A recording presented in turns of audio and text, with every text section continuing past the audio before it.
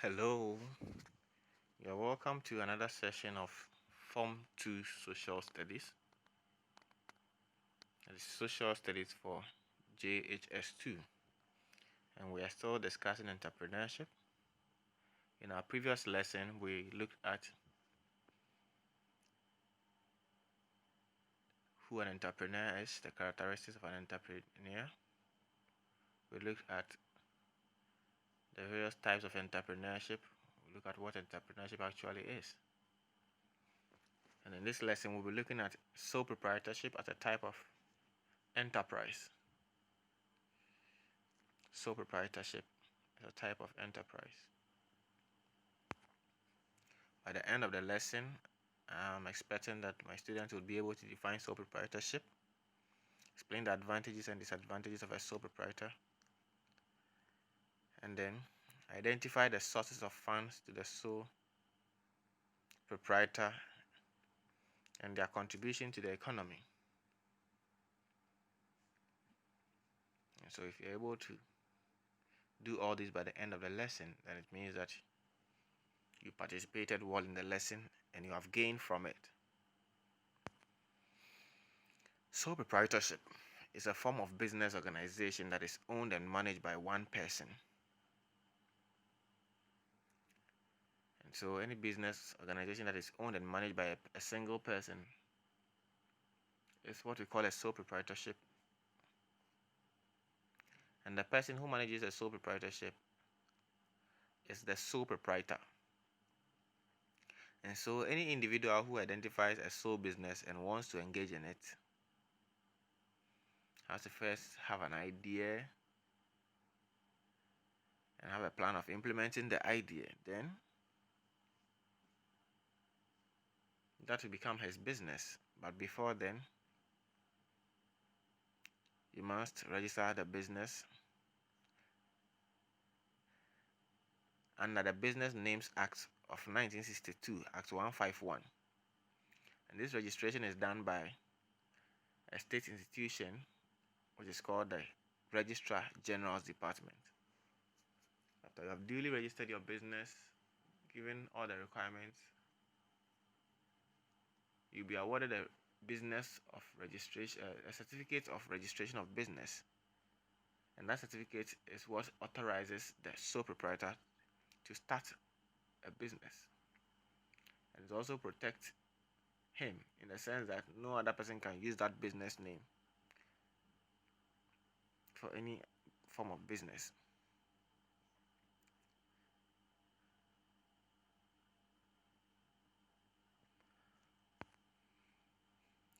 Characteristics of sole proprietorship. If you want to know that a business is sole proprietorship or not, these are the things you look out for. The ownership. It is owned and managed by an individual, though he can employ others.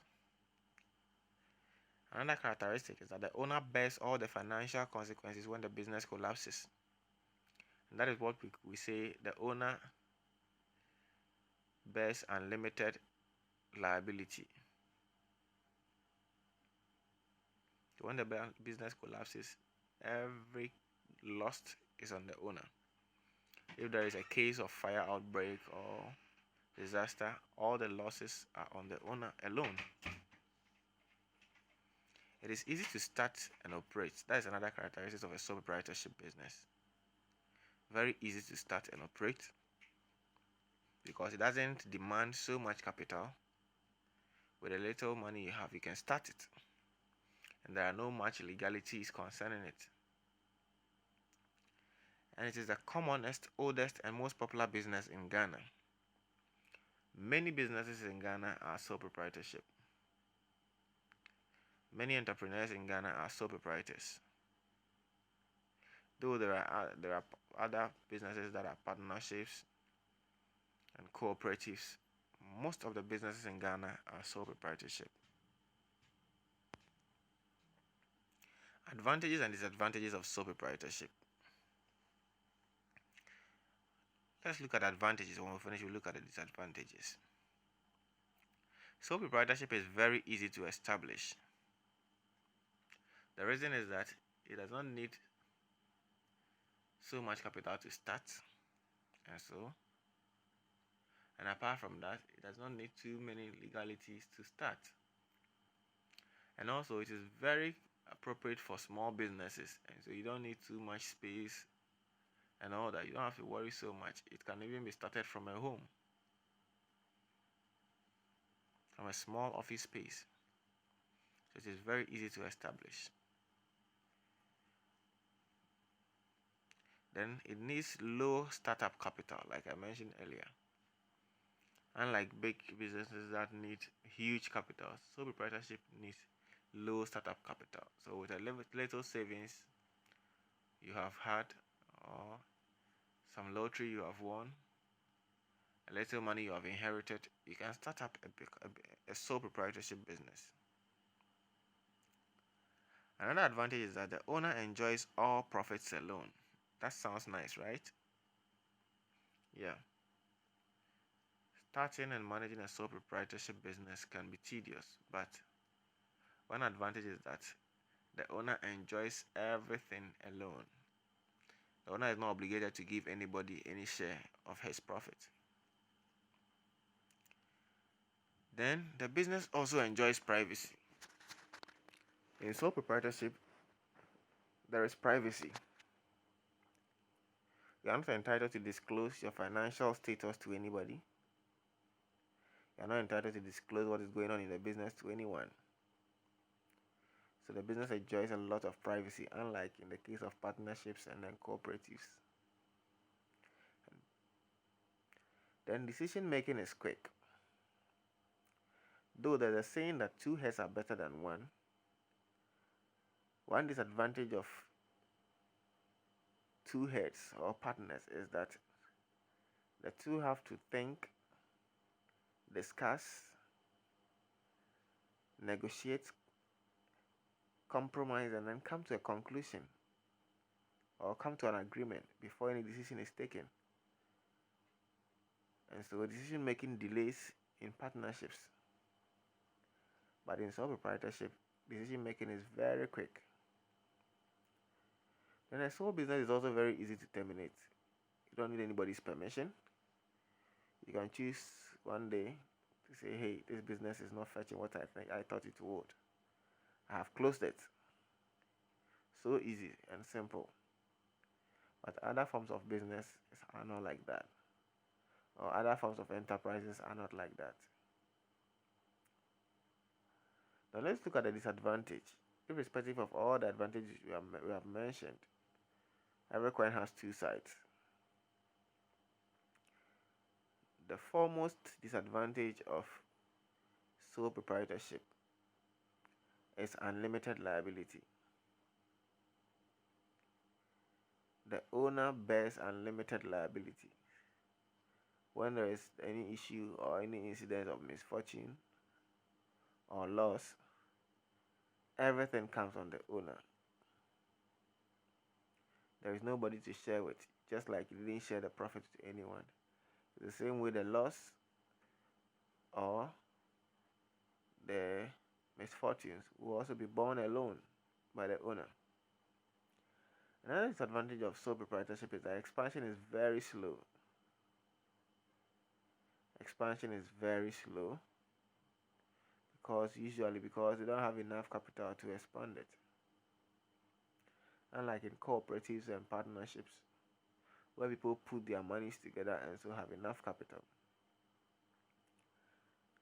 Then, lack of continuity is another disadvantage of sole proprietorship. There are many businesses that have collapsed because their owners have died. Because those businesses were sole proprietorship enterprises. Many enterprises have collapsed because their owners died. Because they are sole proprietorship kind of enterprise. And so when the owner dies, or when the owner is indisposed, then when the owner is incapacitated, then the business lacks continuity. So the business collapses. Another disadvantage is overburden on owner. The owner plays so many roles in one because they have to cut down costs. and they don't have anybody to share with. And so they are overburdened by a lot of duties. That's another disadvantage of sole proprietorship. Now let's look at sources of funds to the sole proprietor. To start a sole proprietorship enterprise or in building a sole proprietorship business, these are some sources of funding to the proprietor or to the entrepreneur. Individual savings, maybe savings from a previous work. Yeah.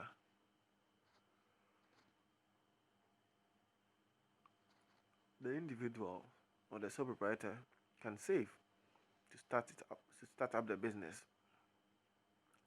Then loans from financial institutions is another. Loans from financial institutions is another way. You get a very nice buy. You can go to banks, savings and loans companies, and they give people loans to start businesses. And inherited capital is another.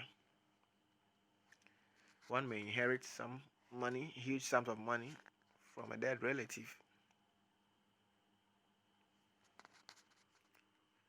People also may raise capital from lottery. So, when a person is lucky and wins a lottery, they may choose to start a business with their money. Then credit unions also give financial assistance to small-scale enterprises. Finally, plowback profits is another source of funds to the sole proprietor. So plowback profits has to do with profit that you gain from already existing business. So the sole proprietor might have an already existing business, and when he gains profit from that business, he may push it back into a new business. That is what is referred to as plowback profits. Now, what does the sole proprietor contribute to the economy? What are the contributions of a sole proprietor to the economy? These days, or from old, one challenge that is inevitable in any country is the challenge of unemployment. Sole proprietors create jobs or create employment, because when they start businesses,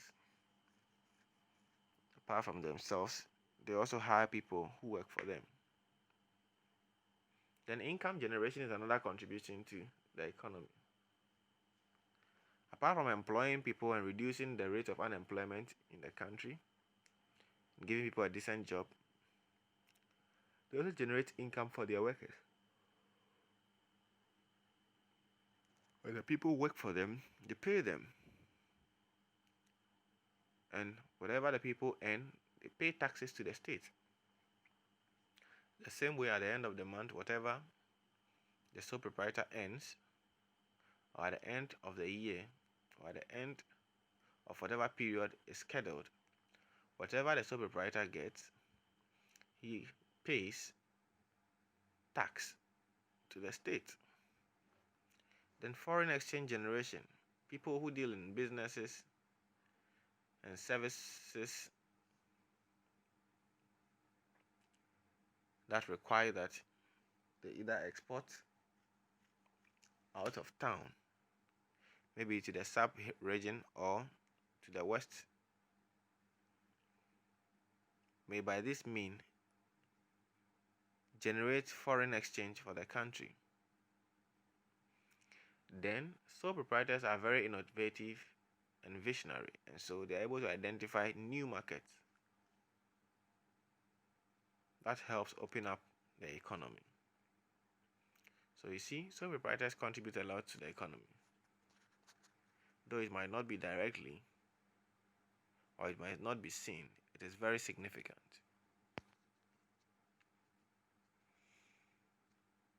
We've discussed everything we can discuss on sole proprietorship. I've looked at sole proprietorship defined. We have looked at the characteristics of sole proprietorship. We've looked at the advantages and disadvantages of a sole proprietorship business. We look at sources of fund to the sole proprietor and the contributions of the sole proprietor to the government. So I want you to answer these questions as you have learned. Until we meet again, take good care of yourself, stay safe, and keep learning. Bye-bye.